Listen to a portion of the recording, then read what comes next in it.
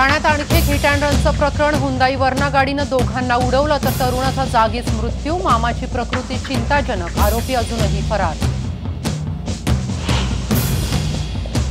संयुक्त महाराष्ट्राच्या समर्थनार्थ राज ठाकरे मैदानात व्यंगचित्राद्वारे फटकारलं आरएसएसला। आरएसएस राज्यातल्या माणसांना तोडत असल्याची केली टीका।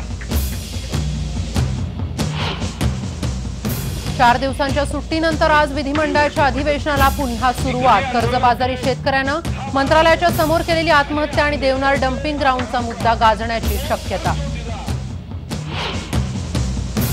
मुंबईत मंत्रालयासमोर विष पिऊन आत्महत्या केलेल्या शेतकऱ्याच्या कुटुंबाला शासनानं तातडीनं आर्थिक मदत। 1 लाख रुपयांचा धनादेश दिला कुटुंबियांना। बुलढाण्यात पाण्याची तीव्र टंचाई, घागरभर पाण्यासाठी करावी लागते महिलांची पायपीट।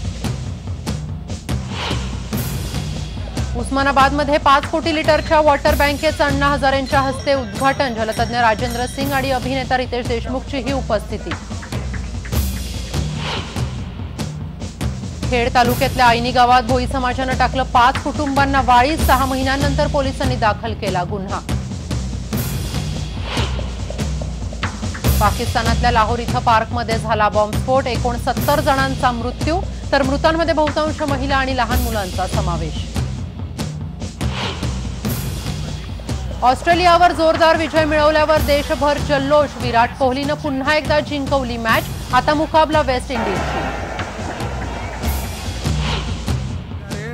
आणि आज होणार राष्ट्रीय चित्रपट पुरस्कारांची घोषणा। मराठीमध्ये नटसम्राट कट्यार काळजात घुसली सैराट आणि परतू चित्रपटांना नामांकन।